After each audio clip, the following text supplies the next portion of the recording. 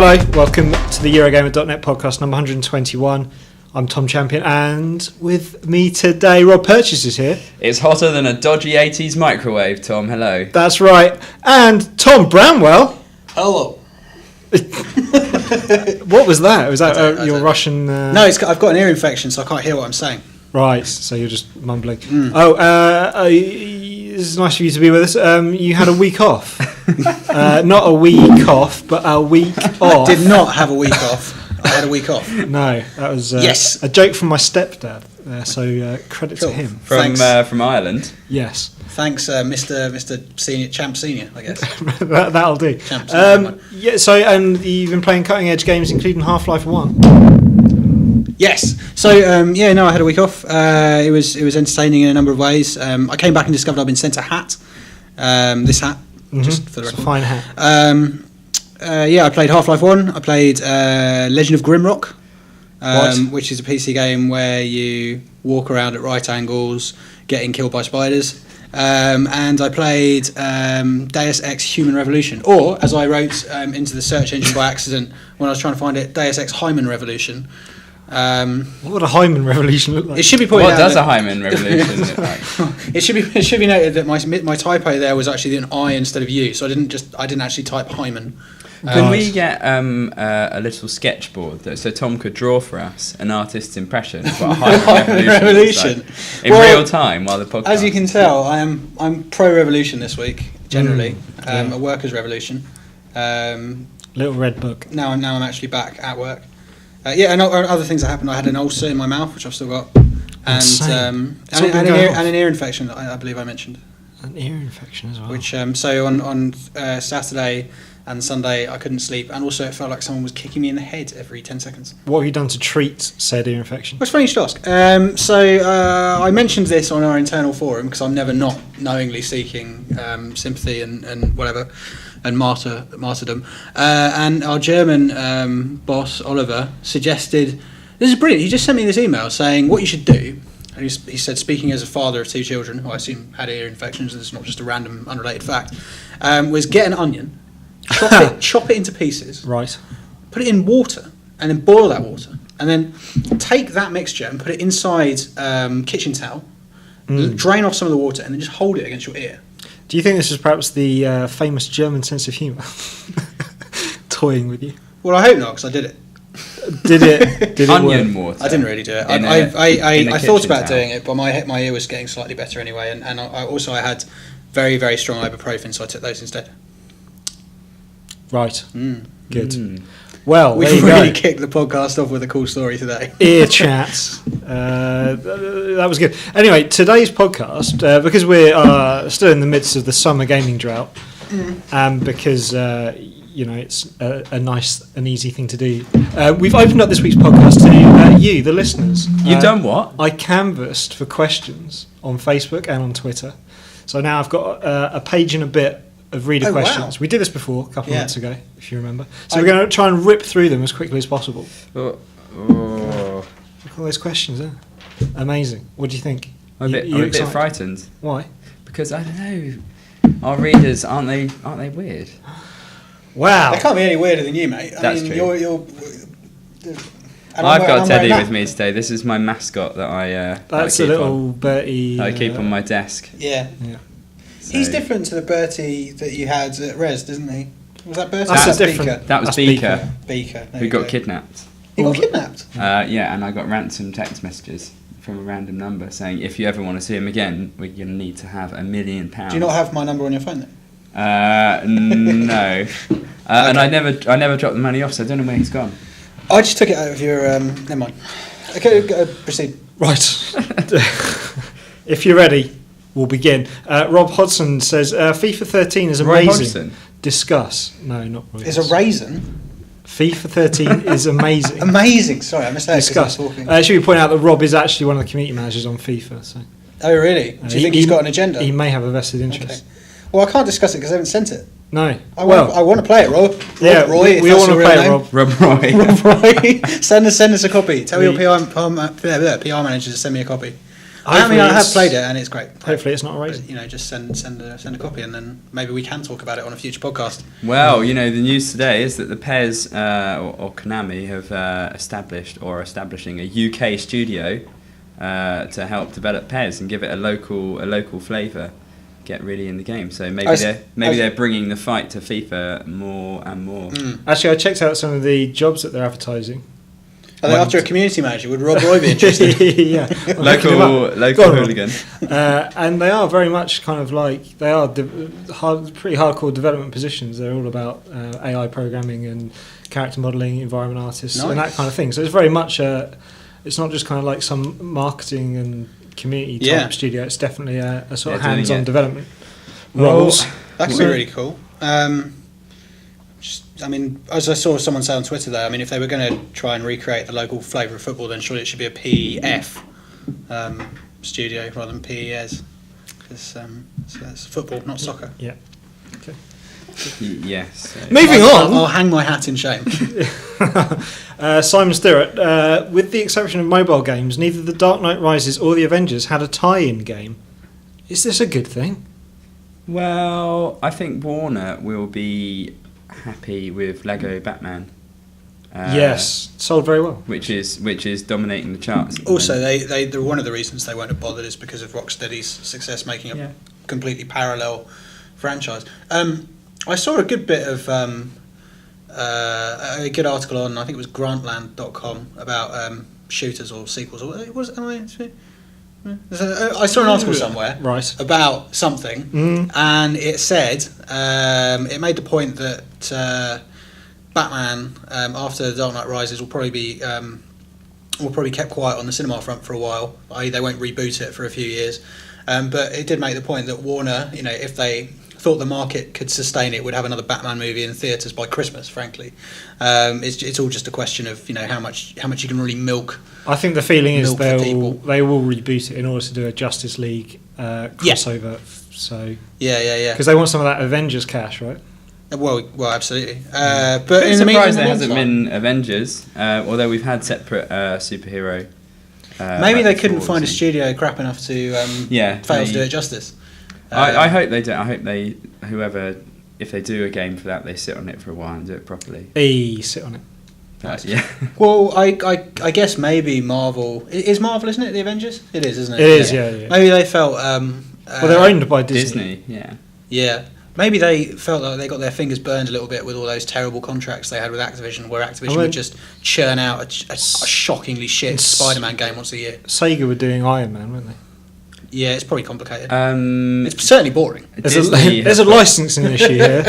Disney are more inclined to do kind of socially style casual tie-ins than I think a proper hardcore game tie-in. I think it's definitely missed the boat on that. But well, it's a shame we haven't had. Have there been any Marvel-based or Disney-based Lego games? There was Pirates of the Caribbean, wasn't there? Yeah. Yes. I'm surprised there isn't like a Lego Avengers. You'd think it would make perfect sense. Maybe there is. Maybe they're going to bring it out for the Avengers too. Revengers. Maybe they did a deal with Warner about Batman and locked them out of doing some sort of Avengers related thing. Well, I don't know. I saw some research the other day that said that by revenue, Traveller's Tale is the most successful British game developer at the moment. Wow. Yeah, because they've been best selling for quite a few years now. Since they kicked that Lego partnership off. They've absolutely caned it with Lego. Also, I think this is right. Lego, the actual Lego brick, now the original kind of Lego brick that we all know about. I think the patent on it has expired, or the copyright or whatever it is has expired. So it's actually commonly usable. But the Lego company makes all of its money through cunning sort of designs and stuff like those sort of Pirates of the Caribbean, Star Wars, Batman style dioramas. Bloody expensive. Yeah, and through their custom stores and obviously licensing. Yeah. Quite good. Man, I'm really ratcheting up the cool stories today. You've nailed that one. Terence Young, what's your view on the Ouya? Could it take you back to the old days of home programming and a burst of new indie games? Do you know what? I have to slightly apologise. I haven't really dived into the Ouya. Other people have been doing that for us, so I've... Open source console, basically. Yeah, it's an Android-based open source console. I think. I can't remember. It's a Kickstarter, right? It's a Kickstarter for a thing that people are very sceptical about. Record-breaking Kickstarter. I admit I didn't really look closely at this either because I had no interest in it at all.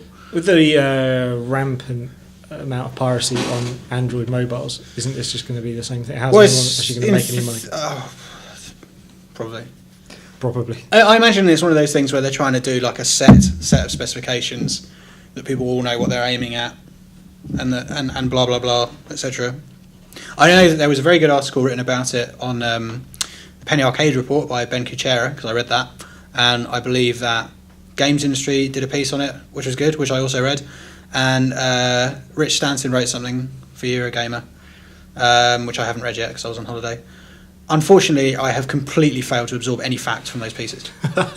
So, or I guess I have decided not to form an opinion of it. I watched the Kickstarter video.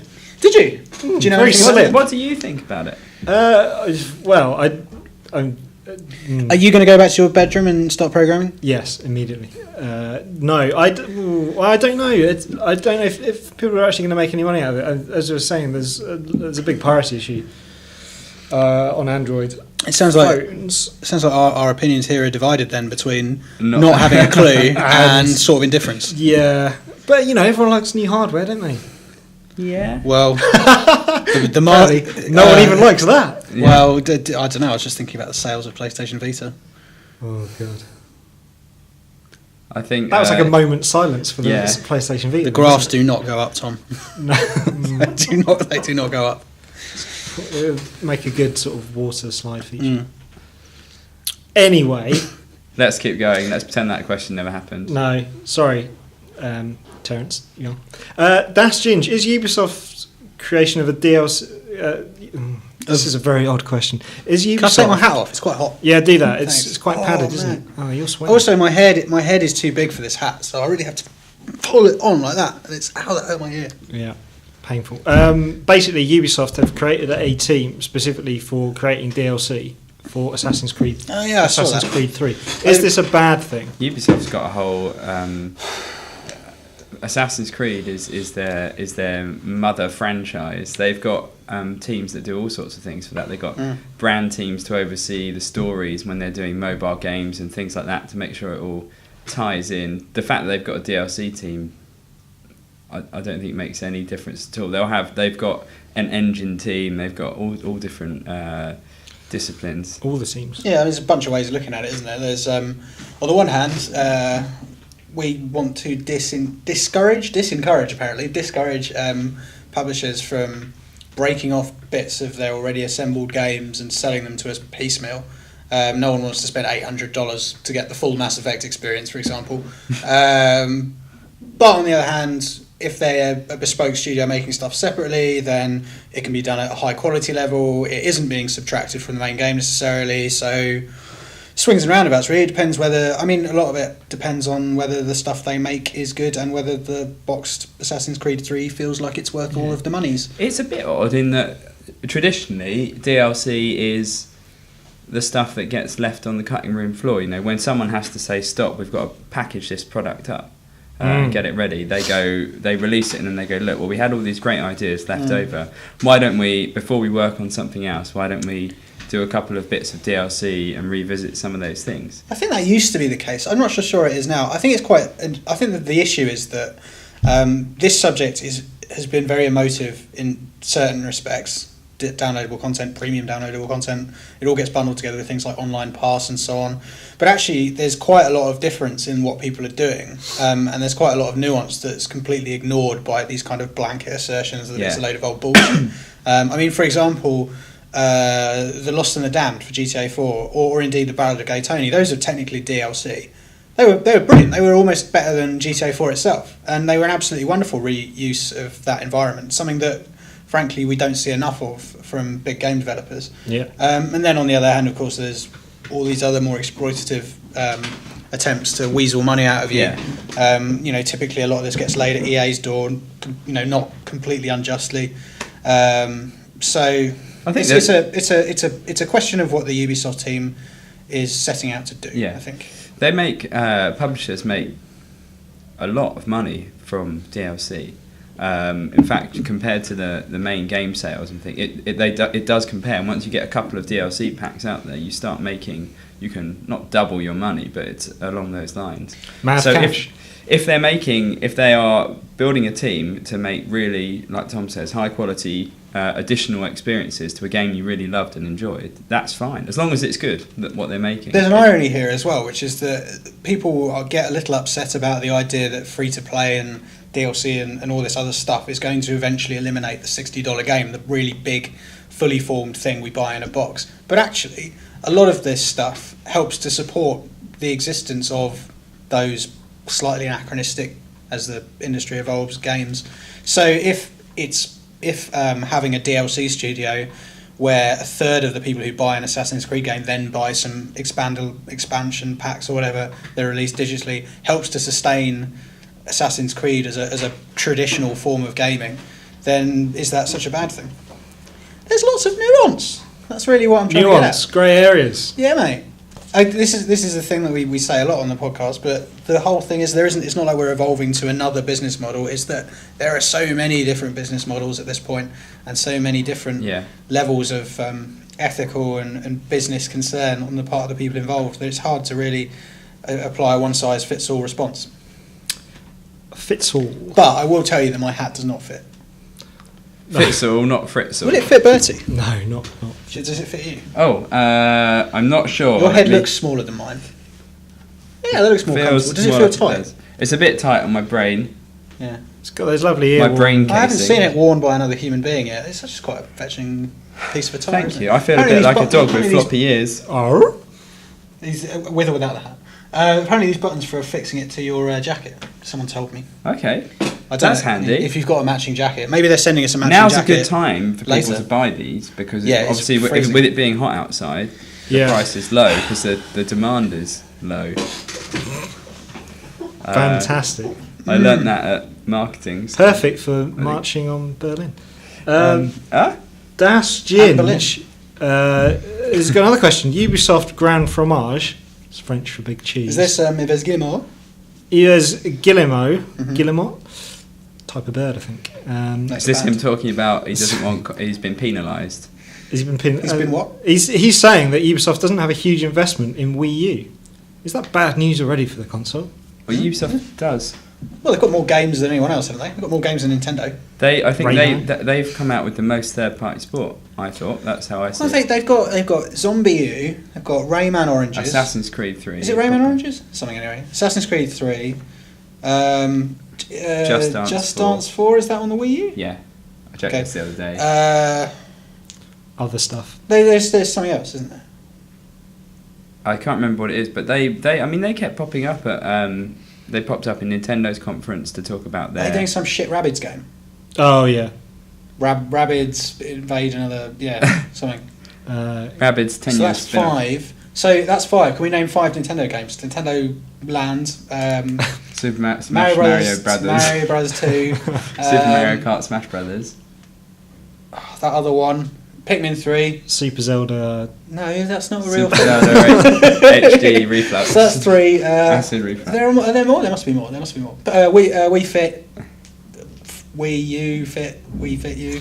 Wii Fit U, that's it. Miyamoto's Magic Carnival. Quick Fit. No, I've got that in there. So they're not only are they showing the most third party support, they're showing more support than the first parties. They've got a bigger Look at pie. my hands. Of all of the publishers, Ubisoft seems to me to be giving the most support, not the least. I guess the point he's making is that they're not spending very much money on these games compared to other formats they're supporting. Like, for example, are all these conversions basically? I don't know about that, but I imagine because they can just draw the graphics in felt pens rather than having to do polygons and stuff, that it's cheaper. Yeah. I mean, the Assassin's Creed franchise, as far as I understand it, employs every single human being, sentient or otherwise, on the planet at any given time. That Assassin's Creed 3 for Wii U is quite a big project and kind of goes overlooked. It's the only one that's going to launch sort of day and date. Big new game, I think, that's going to launch day and date on Wii U as well as the other. Assuming the Wii U has launched by then, I guess. But yeah, I mean, it is a big deal, that. And if and we don't know how it's going to turn out, but presumably, if it's exactly the same, maybe even has some nice Wii U control stuff, then it could do. It could be great. If you buy your Wii U and you're like, I want a proper gaming experience. What was traditional game. Was the question that was it bad news for Wii U basically? Yeah. Well, probably not. I mean, after all, if his argument is that they're not spending as much money making games for it, then perhaps that's even better because they're able to produce more for less, and therefore it's more likely that people would want to develop games for the Wii U if it takes off because it's cheaper to do so. I think there's lots of people are hedging their bets with Wii U at the moment, so it's hard to tell. I'm definitely hedging my bets. Let's press on. Das Ginge hasn't got another prolific Ubisoft Das Ginge. Do you work for Ubisoft? Agree with their statement that they've been penalised by the lack of new consoles? Yes. You do agree? The argument that publishers have become risk averse and are sticking to big brands because they think people buy big brands and it's easier to launch new IP on new hardware it makes sense. Bang. That's not to say there aren't games doing there isn't new IP, but it's easier. Yeah, I agree with the argument that it's easier to launch new IP on new hardware. I agree that certainly has been the case with consoles up to now. I do think that there's something fallacious about this whole we can't make new stuff because we haven't got a new console thing. Of course you could if you really wanted to make something successful. I mean, Ubisoft are the case in point. They made the Assassin's Creed franchise outside of a launch period and they made it successful then. I mean, and what's changed? Well, they launched Assassin's Creed on this generation of hardware relatively close to the beginning, 2007. It wasn't a launch title though. It was I can't remember exactly what it was. PlayStation 3 only appeared here in March 2007. Sure, but it wasn't a launch title, if that's what their argument is. And also, it's not the only new IP that's come out in this generation and been successful. No? That wasn't a launch title. Gears of War wasn't a launch title, but I would still consider that a new IP very much launched on this generation, given its proximity to Microsoft. Well, sure, but then, how do you account for stuff like Skyrim, for example, or... a bunch of different things. I totally agree. It's easier to catch people's attention when they're in that new thing mode with new stuff at that point. But I do feel like if your argument is we're a creative company and we can't get creative stuff to sell unless we're distracting people with some new hardware, then I think you probably need to, work a bit harder at that problem. Mm. Yeah, I mean, on the flip side, everything's so similar that surely you'd stand out more if you had something different to everyone else's and you launched something different at this late in the day. God of War launched pretty late. Absolutely. I mean, also Dishonored, for example, is going to be successful. I think is a fantastic game. Is new IP, a studio that has Arcane has done some things in the past, but I don't think anyone is looking at the studio that made Dark Messiah of Might and Magic and Arx Fatalis and going, "Ooh, massive banker, 10 million units," but actually it's probably going to sell really well. Yeah. And Borderlands. They've got Borderlands is another and example, of course I guess. that there is your critical mass that you're selling to is so much bigger than when Bioshock. What are you saying about my critical mass? on a new machine, you can't get the number. So. And the tech's already there, so theoretically you'd have to invest less to get more back. Yeah. So it's all a bit back of a beer, Matt, I guess. But I do feel like it's arguing that you can't get away with new IP just because you're deep into a console cycle. I don't really buy it. I think you only have to look at the PC as an example that never has a new platform, and is full of successful games, new games coming out on a far more regular basis than annually. And Final question from Das Ginge. Who do you think should purchase Vivendi's stake in Activision? Microsoft. I don't know. Rupert Lohman. Wouldn't it be? Tell you what would be quite cool. Would be a Blizzard management buyout. So the whole company is run by Mike Morhaime, and then everything can be always online, and every wizard can be invincible. No, I don't know. If anyone, I doubt they will. It does seem less likely now. But if anyone did, I would have thought it would be a completely ridiculous Moneybanks Asian free-to-play firm like Nexon or Tencent or someone like that. In the same way that I think one of those will probably be the people that want on live if anyone ever does. Jay Cuttress, say something about the fast that is Kotaku's unknown sources lying about Final Fantasy Versus 13. I don't really know anything about that. I was on holiday. Well, it's not cancelled apparently. There was a story that went up last week that said, yeah, it was cancelled, and apparently it's not. And apparently it'll blow us away. That's kind well, I don't agree that it'll blow me away. Yeah. There you go. Controversial. I don't disagree. Source-based report that was wrong or inaccurate. Well, hang on. They announced this thing, 700 years ago? And I think, as I've pointed out before, they've actually released more than one Final Fantasy 13 game since it came out. They've done they may two of even them. be doing a third. Yeah, well, there you go. So let's see how many more of those they can get out before Versus 13 exists. It's vaporware as far as I'm concerned. I don't care what some CEO says. To be honest, I would prefer to see them go, let's just move on to a proper numbered Final Fantasy game and get it right. Let's start counting. Well, just add the V to the 13 and then you've got 18. That's roughly when it will come out. 14's the MMO, isn't it?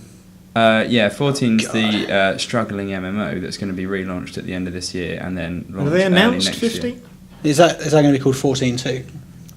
That's its trendy name is not 14 it's and not a half. but it's called version 2.0. Wow, 14.2.0. Yeah. I would like to see Final Fantasy 15 and not a Versus Let's and not start a again. 13.3. Just don't care anymore. Lee Bradley. Stop. If Peter Molyneux and Ken Levine were in separate wings of a burning mansion, who would you save? That's a bit harsh. You're basically asking who would I kill. That's really nasty. Kaiden. Let's see. Well, no, I would probably try to. Batman style.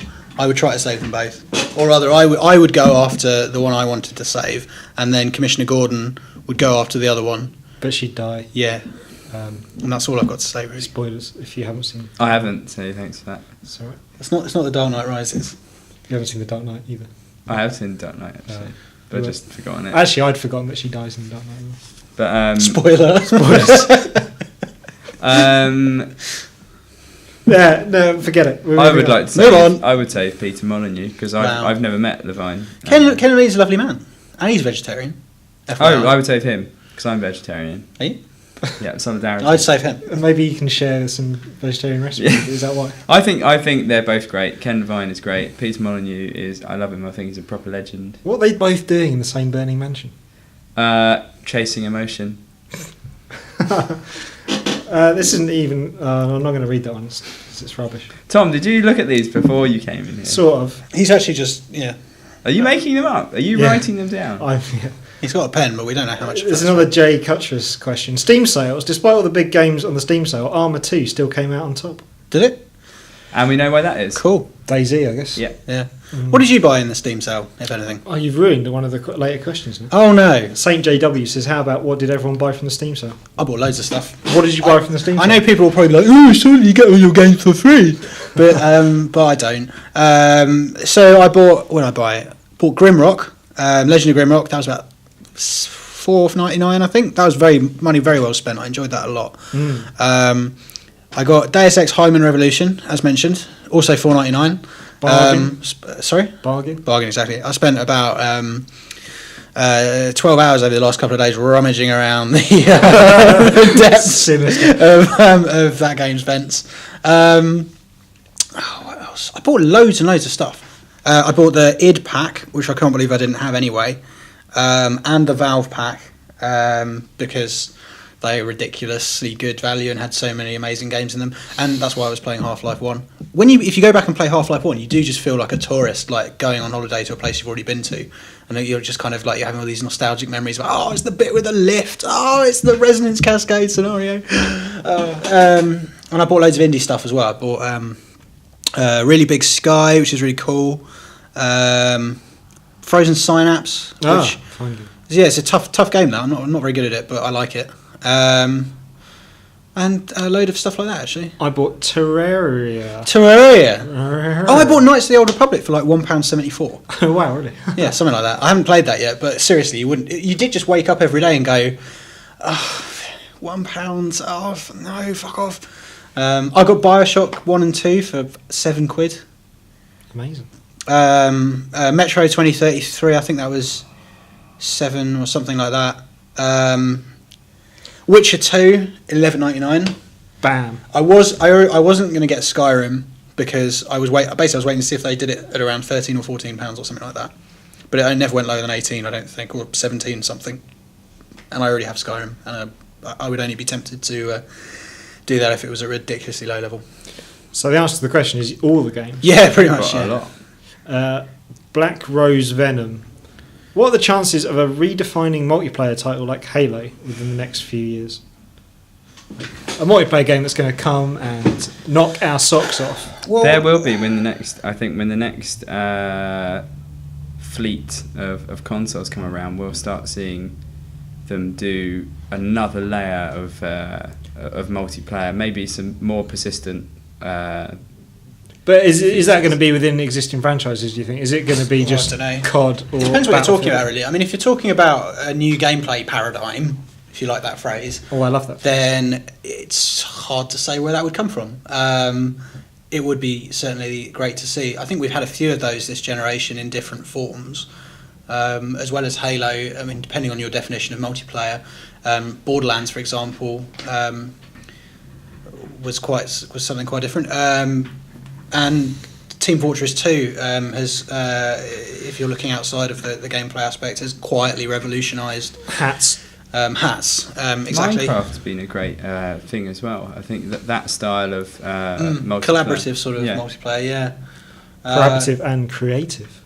Very hard to predict, but people seem preoccupied at the moment with the business models. So who knows? Listnov. Is the golden era of technological development over? Is this it now? We're sticking with this for the next 1,000 No, I don't years? think so. I mean, I don't. When you play a video game, it doesn't look exactly like real life yet, does it? We understand, I think, a lot of the problems. Well, I don't, but John Carmack understands a lot of the problems that describe the real world in light, shadow, and objects. But the technology doesn't fully exist to render those and replicate the sense of depth and all these other aspects. His magical hat, as we called it, at E3, the goggles and that, were a good example of the kinds of evolutionary jumps we can still expect. I think, if that helps. So no, I don't think so. I think it's always tempting to think we've got it as good as it's likely to get, but I think we probably thought that when we were playing isometric 16-bit RPGs. So yeah, there's still room in that uncanny valley. There's still years and years of development to get down there, and the closer you get, the more apparent the areas are that aren't you haven't reached yet. You know, the level of physics and things like that is still. And the AI is a big one as well. AI is a thing. Look at cinema. I mean, there are a lot. Even the very best computer-generated films don't look like real life yet, and there are loads of advanced techniques that they are still using, like rotoscoping and all that other crap. What was the thing that A Scanner Darkly did? Yeah, rotoscoping. There's loads of cool stuff out there that we haven't really seen in games yet. I'm sure there'll be tons of beautiful, brilliant. Stuff, visual upgrades and styles and there's the exciting stuff like Carmack's goggles and Kinect is going to get better and more sensitive in the next generation, and that motion sensing and things like that technology is going to be invested in and it's going to get better, and so I think there's room and there's more gadgets, and then of course there's the handhelds. You know, how powerful an iPhone is these days compared to what you could do not quite 10 years ago, but the sort of thing you had in your pocket then compared to what you've got now, and they will continue to get better, and everything will be.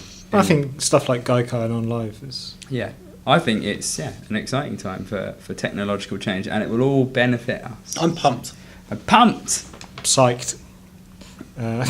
Simon Stewart, what are the panel's views on Kickstarter? What will happen when? Not if, he says, a big Kickstarter-funded game fails to deliver. I think we've probably touched on this previously. Yeah, I find Kickstarter a bit annoying, actually, generally. I think I haven't had a chance to really think all this through properly, but my gut reaction to it is I don't really like it. I'm kind of anti-it, and I think it's partly because it preys on people's emotional sort of response to those kinds of charitable pledge drive type things rather than being about actually investing and getting a return. I do like the idea of crowdsourced investment when there's an actual return. Like I think Project Cars is a sort of counterexample. That's the not Simbin. So those guys in London making that, right? Yeah, Slightly Mad. I think. Yeah. And I think that is a game where you can actually get a return on your investment. Oh, really? I may be wrong, but I prefer that kind of model. I think if you're giving Tim Schafer $3 million, you don't want to find out that he went on a skiing holiday with it. Do you know what I mean? Because it's fair enough, he's going to make a game, but you're giving the guy $50, you kind of expect something back. Well, you do. You get the game back in most cases. Yeah, but I don't think that's the way they're fishing for that money. Doesn't fill me with confidence about the quality of the whole exercise. I remember I talked to the Carmageddon guys about their Kickstarter and some other people, and there's the level. People like you or I aren't investors. We don't go around investing, and so there's all these people on the internet that are investing, and they're demanding to see things like the game. They're demanding to see all this transparency that people are finding quite hard to come up with and be really open about all that. And of course they've got to pay people, and of course they've got to, pay themselves sick leave and holiday pay and this kind of thing. It's a difficult. We won't know how. I much prefer the Minecraft style of funding model. Actually, the release. Get people to pay, but release as you go. Yeah. Do something first and then iterate based on investment, that sort of thing. I think that's the same model that the Project Zomboid guys use, isn't it? I guess it's not always suitable for particular genres of games. No, I mean, don't get me wrong. I'm happy to live in a world where there's going to be a new point-and-click game from Tim Schafer, where Wasteland 2 is being made, for example. There are clearly good examples of things that will benefit, but there's so much Kickstarter action going on these days, and I doubt all of that money, all of your money, is being spent responsibly. I still like the idea of Kickstarter a lot, and if people are spending their money on it, then it obviously works. Well, it doesn't work yet though, because we've got no real proof of anything coming out of it. I know, but then all we've got is people taking their money. Nor of those people who are pledging their money, and no one's forcing them to pledge their money. No, but it's the way that because it's very slickly packaged. The videos are very impressive. The way that it's written is all very cleverly done. You still have to pledge your money. You do, but I think it's been done in a sort of way that there's a psychological aspect to it, which isn't there if it's a choice whether you're pre-ordering something, for example, or whether you're buying. Like people that seem to be more likely to give Tim Schafer $50 to do God knows what than they are to give someone like the Zomboid guys, £15 for an actual thing. And this is, I think, probably the biggest problem. Things are getting funded which we're already familiar with. It's from tend to be high profile people. You probably could have secured the money in other ways. And we're funding stuff based on nostalgia a lot of the time, rather than actually funding original ideas. Even if they can't get the money the traditional ways. I mean, are we really saying that, for example, Double Fine's output over the last few years has been horribly creatively constrained? I mean, look at Costume Quest stacking, the one about tanks, whatever that was called. I mean, they are really cool games, but it's not like they're being forced to make World War II first-person shooters, is it? True. Anyway, sorry. It winds me up a little bit. I want to see some of these games come out and be good to prove me wrong. Yes. Yeah. Well, yes. So, see you in 5 years. Lexus 87. If you could really be a Harvest Moon farmer, what crop would you favour? I'm not familiar with the Harvest Moon, so I don't know what their crops are called. Pick a vegetable. Sorry, Betty. They are normal vegetables. I like avocados. Good. Can we sample that? As a vegetarian, I'm not a vegetarian. What is chicken? Is that never mind. Potatoes. Potato. I would go very versatile potatoes. Absolutely. Well, I would go with turnip. You can make so much stuff with potatoes. You can make chips, toast, all sorts. Chicken. Blancmange. You can make McDonald's milkshakes. Yeah. Vodka. McFlurry. Cabbage. Dogs. Avocado. Barnacles. Dinosaurs. Ormsbix. Do you reckon we'll ever see a new Stalker game?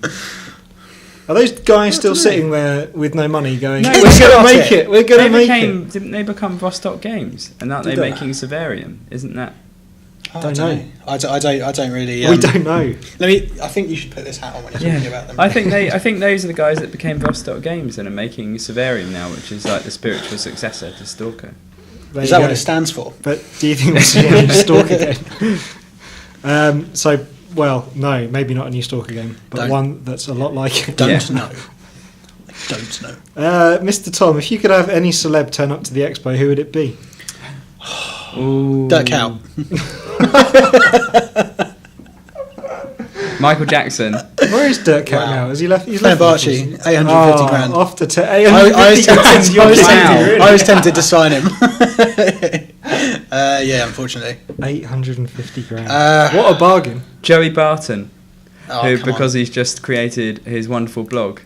His wonderful blog? His website is not wonderful, but he's a very strange man. I wouldn't have him turn up because he's despicable. But. Someone who isn't a professional footballer or a thug. Can't think of any of those. Boris Johnson. He's probably coming anyway. Can't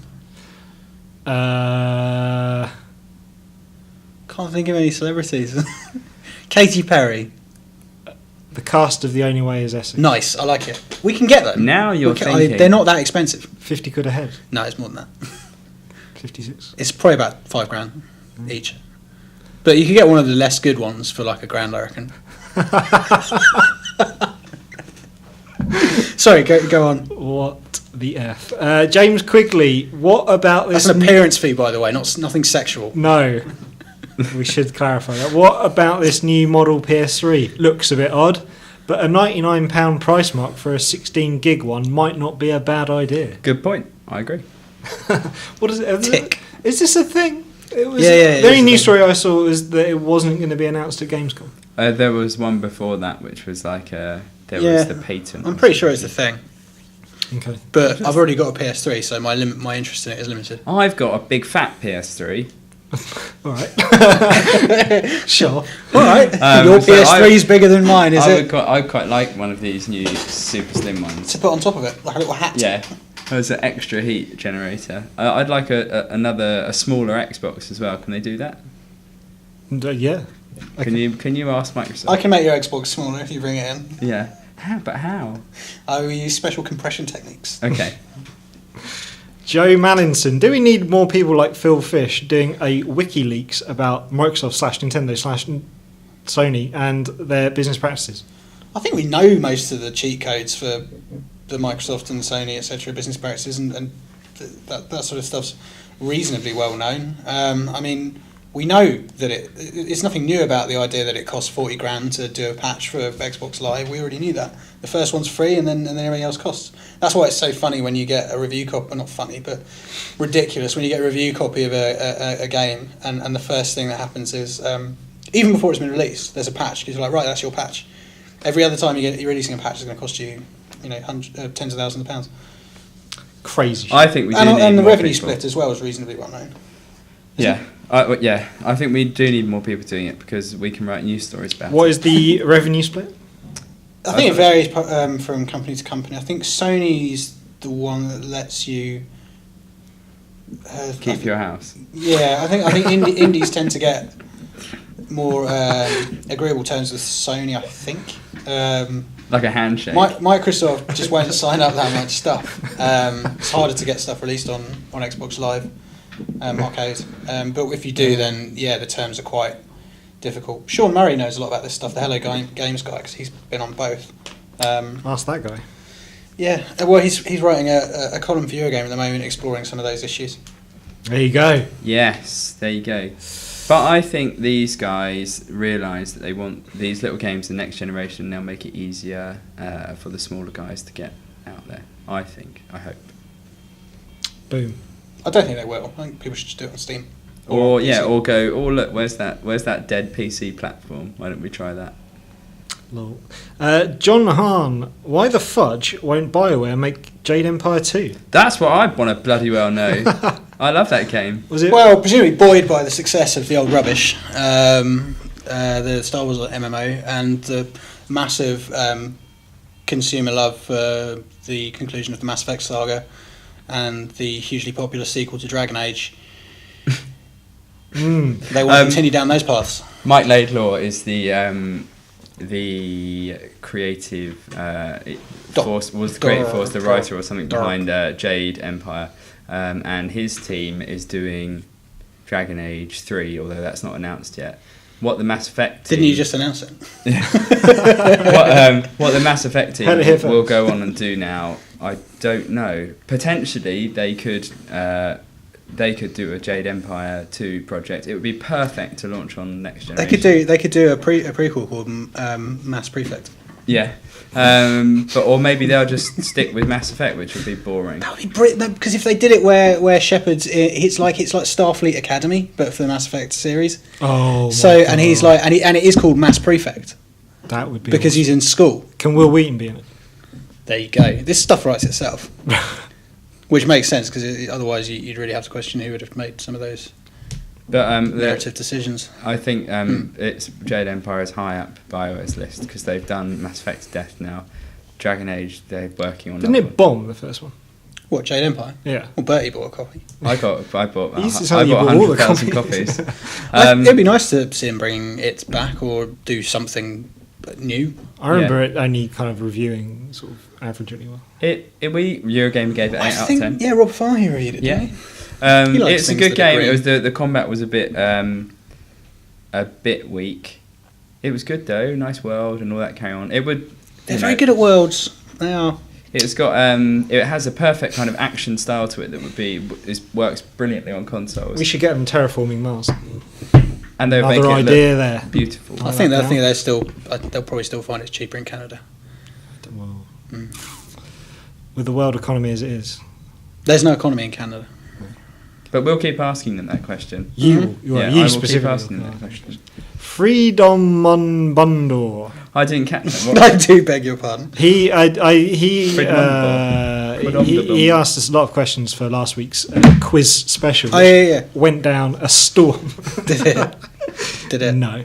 And I mispronounced his name, and he spelled it out for me on the Facebook today. But I'm still making a hash of it. Sorry about that. Try once more. Freedom on Bundor. Freedom on Bundor. There's nothing on this piece of paper, Tom. Freedom Man Bundle. Yeah. There you go. What's this question? Yeah. What's this question? Yeah. I'll let you ask it. Most enjoyable party game and most enjoyable game when drunk.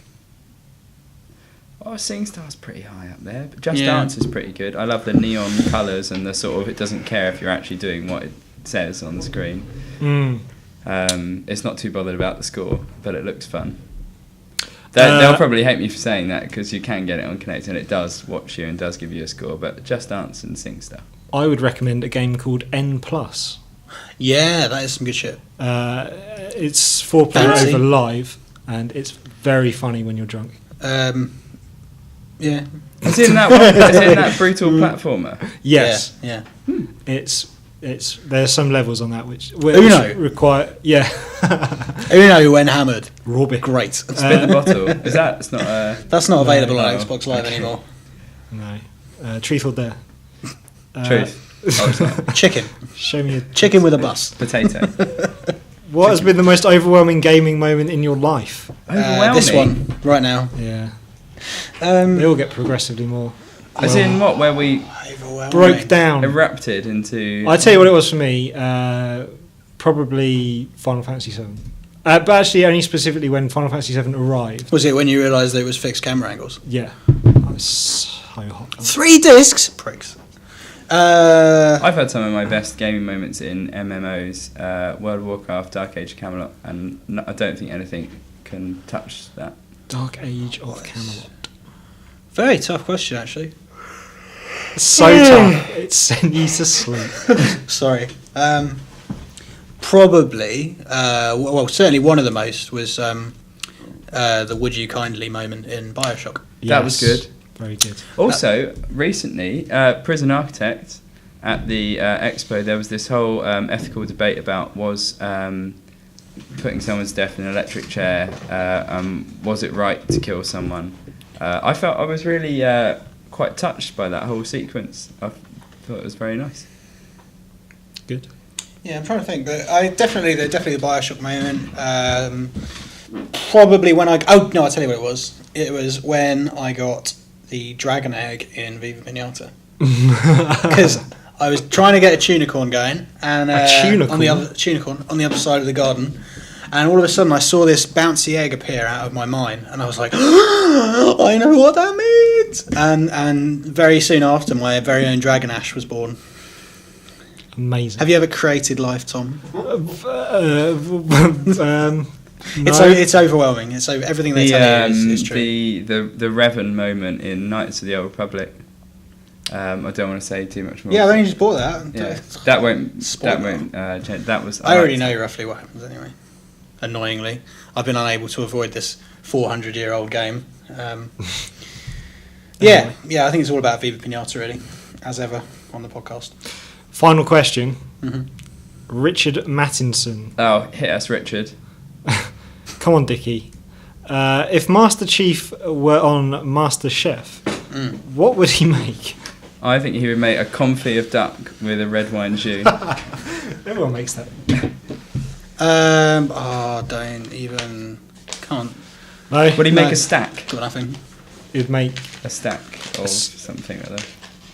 He'd make... Trying to think of a pun based on Covenant, but I can't. Yeah. Curry.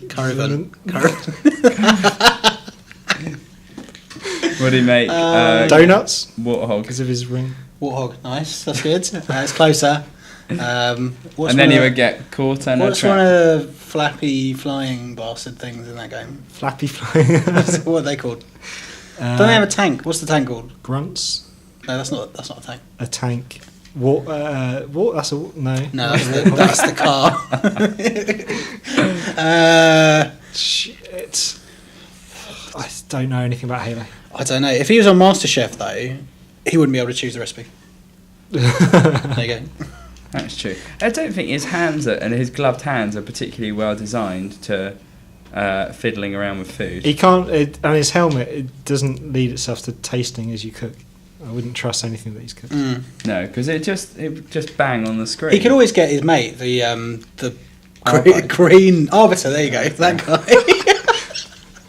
The Korean guy. No, I didn't say the Korean guy. I said green. Oh right, okay. You're saying the arbiter's Korean? Maybe. Okay. Well, he could get the arbiter to help because he's quite good at. Oh, no, I'm thinking of the Vortigaunt from Half-Life. Just stop. Just end the podcast. I've got nothing else. Arbiter sounds like Harvester. Harvester's a restaurant. There you go. There you go. And Greg Wallace will be happy.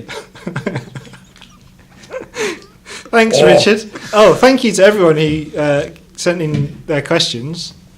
It was very nice of you for taking the time. Yes, thank you. That was fun. Which is good. Thank you to Tom Brownwell. That's fine. Thank you. And thank you to Bertie. Welcome. And thank you for listening. And we'll see you next week. Bye. Yes. Goodbye. Bye.